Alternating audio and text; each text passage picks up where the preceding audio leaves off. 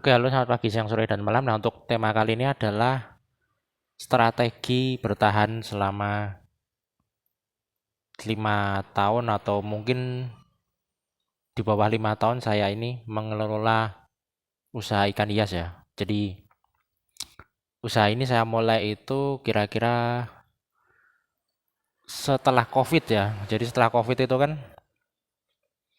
nah dulu kan saya kan ada kerjaan formal ya. Nah, tapi karena ada COVID itu hasilnya jadi kerjaan formal itu mengalami pengurangan.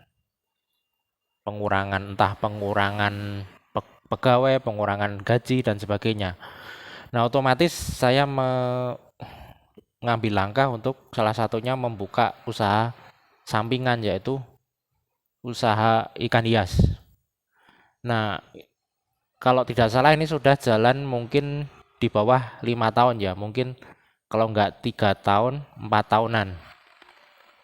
Nah, selama ini saya lihat banyak sekali setelah COVID itu banyak sekali kios ikan hias yang mengalami penutupan ya, entah mungkin eh, ganti haluan misalnya karena mungkin sudah merasa tidak cocok lagi atau mungkin misalnya mengalami kebangkrutan dan sebagainya. Jadi saya lihat itu banyak sekali toko kios-kios itu yang tutup dan pemiliknya itu ada yang terlibat utang, ada yang harus ke luar negeri untuk bekerja, mungkin untuk melunasi utangnya itu.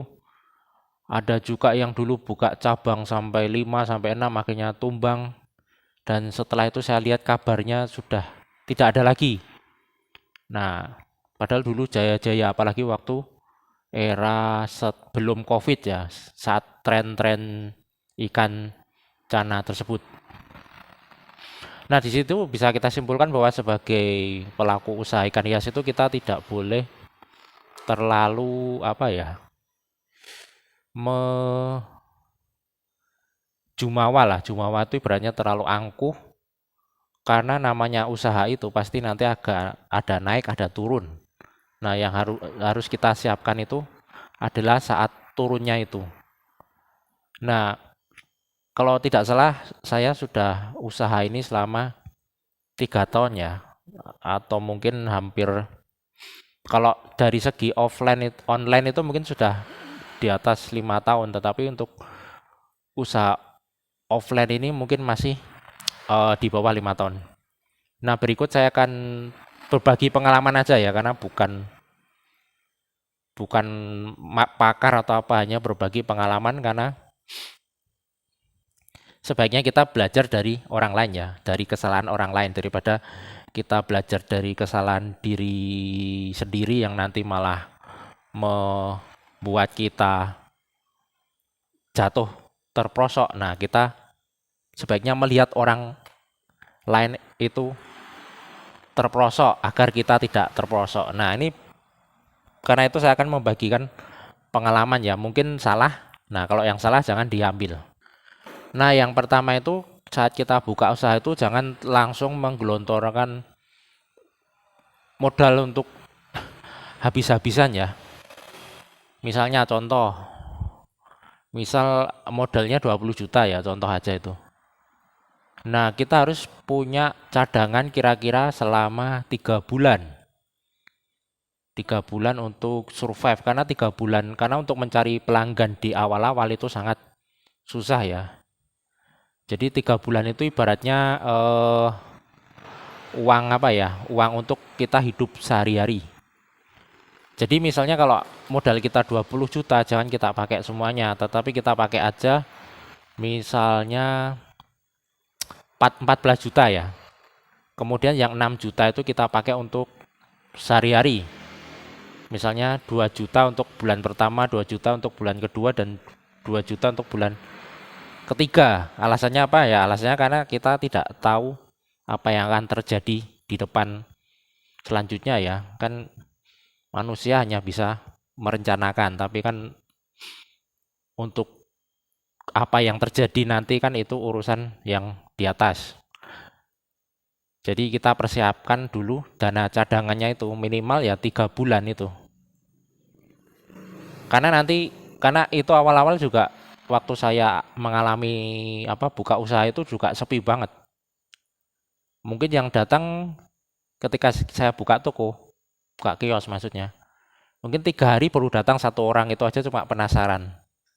Habis itu pergi, habis itu bocil-bocil. Nah, bocil-bocil itu banyak sekali membantu, biarpun beli receh, tapi mulut bocil kan biasanya sebagai media promosi gratis. Jadi biasanya bocil kan cerita, oh ini ada toko ikan hias di sana, oh ini akan ada ini ada yang eh, jualan ikan cana besar banget, ayo kita ke sana. Nah, jadi bocil-bocil itu bisa dijadikan untuk media promosi gratis. Jadi awal-awal yang datang itu ya cuma bocil-bocil, dan belinya tuh beli-beli ikan receh.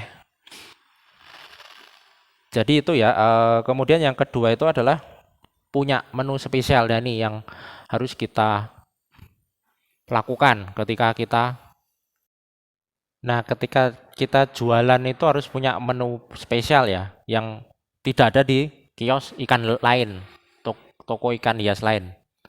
Nah, contohnya saya pernah jualan udang hias mini Meksiko, itu kan di Jogja sangat jarang ya. Kemudian pernah jual asolot juga, itu di Jogja juga jarang. Jadi intinya kita jual-jual ikan yang jarang, karena itu nanti menjadi, atau kita aja yang jual ya, karena itu nanti menjadi daya tarik, karena hanya satu-satunya yang ada di tempat, misalnya yang ada di Jogja. Nah, akhirnya mereka mau tidak mau harus ke tempat kita ya.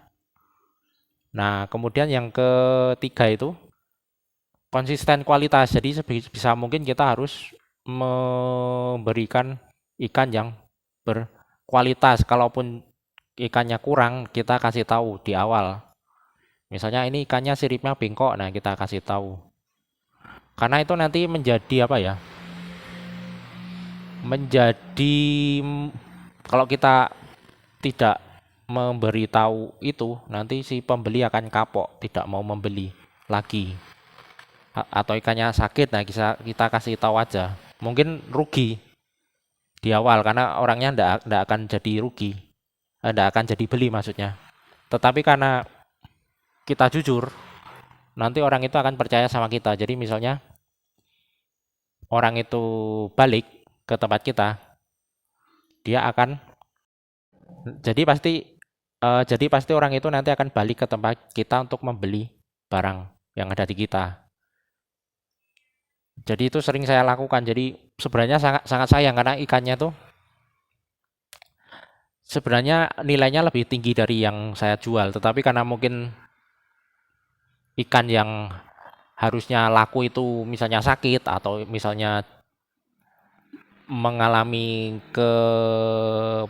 penurunan kualitas, akhirnya saya harus mengganti dengan ikan yang sebenarnya harganya di atas itu. Tapi ya mau tidak mau, itu kan demi agar pelanggan tidak kapok ya.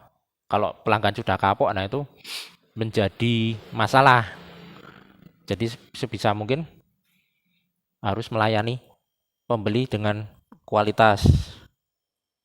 Yang kedua adalah yang keberapa pokoknya itu adalah memahami pelanggan.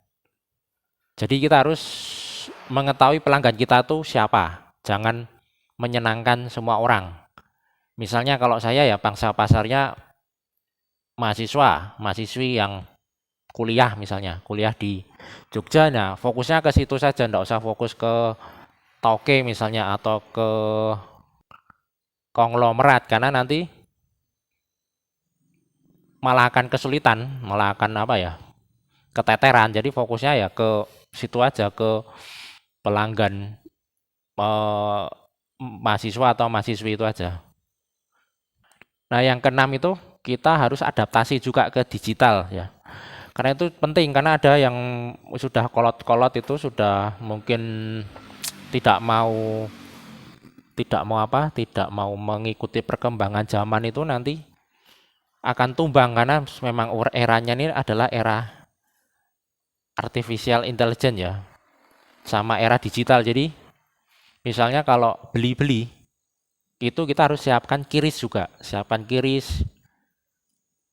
Jadi itu sangat penting karena banyak pembeli yang datang itu bisa kiris, bisa kiris. Nah, itu juga salah satu poin yang harus kita siapkan karena nanti kalau misalnya nggak siap kirisnya itu nanti pembeli nggak jadi beli. Apalagi anak-anak muda, Gen Z lah. Gen Z itu biasanya mereka hanya membawa HP aja, bawa uang jarang. Nanti terus bilangnya bisa kiris, nah gitu. Nah terus yang ketujuh kalau nggak salah itu kita harus konsisten. Konsisten itu maksudnya eh dalam hal buka tutup itu ya, atau dalam hal pengiriman. Nah kebetulan ini masih salah satu kesalahan yang saya apa ya, emang yang baru saya koreksi karena untuk konsisten buka tutup di offline ini masih agak tidak konsisten, malah tidak konsisten sama sekali karena sering tutup atau sering tidak buka karena banyak kerjaan. Nah, itu biasanya saya akali dengan konsisten di online. Jadi, misalnya onlinenya dari jam 11 sampai jam 3, nah saya harus eh, mengirim barang pada saat itu. Jadi konsisten itu saya masih belum maksimal ya. Karena ya itu tadi masih banyak kerjaan. Nah, yang terakhir itu adalah efisiensi ya. Jadi kita harus efisiensi, jangan terlalu menggelontorkan uang untuk hal-hal yang mungkin kita bisa hemat. Contohnya misalnya harus gengsi ya, harus pakai rak sama akuarium baru padahal modal kita terbatas. Nah, kita bisa akali dengan pakai rak atau akuarium bekas saja. Jadi itu lebih murah dan fungsinya sama. Misalnya harus pakai kaos seragam, kaos apa itu? Pokoknya jualannya pakai kaos ada label nama toko itu juga menurut saya tidak perlu juga. Kalau modalnya pas-pasan maksudnya, kalau modalnya berlebih ya bebas saja. Nah, kemudian harus sewa di tempat yang strategis ini itu juga menurut saya tidak perlu juga. Karena jualan sekarang ini sudah bisa dilakukan di tidak perlu di ruko, sudah bisa dilakukan di mungkin di teras rumah, di halaman rumah, di garasi rumah. Bahkan kalau misalnya kita harus apa itu sewa-sewa itu juga mungkin nanti biayanya terlalu boros. Apalagi sudah sewa tempat tinggal, tambah lagi sewa buat usaha. Nah, bisa kita sewanya satu aja, sewa tempat tinggal sama kita pakai untuk usaha, itu malah lebih hemat. Kemudian pemakaian pompa, pemakaian lampu, pemakaian aerator itu juga harus kita pertimbangkan juga. Pakan juga harus kita pertimbangkan karena ini kan kita jualan makhluk hidup oleh karena itu kita harus mempertimbangkan budget kita ya. Misalnya wah, saya ingin pelihara ikan ini tetapi karena pakannya boros dan kemungkinan lakunya lama itu tidak jadi. Karena nanti malah boncos di pengeluaran. Jadi malah rugi. Jadi harus pikirkan itu juga. Nah, jadi itu hanya pengalaman pribadi aja, mungkin banyak tidak salahnya apa, banyak yang salah ya. Ya silakan kalau yang salah ya nggak perlu diambil, tapi kalau yang mungkin cocok ya bisa diambil dan dijadikan semacam pembelajaran ya, bukan contoh tapi pembelajaran. Karena kalau contoh ya bukan bukan contoh karena ini kan hanya sharing pengalaman aja dan tidak bisa jadi panutan juga karena kan ibaratnya ini kan belum berhasil ya, belum berkembang, masih dalam tahap untuk bertahan hidup. Jadi itu saja untuk tema kali ini. Oke, selamat pagi, siang, sore, dan malam.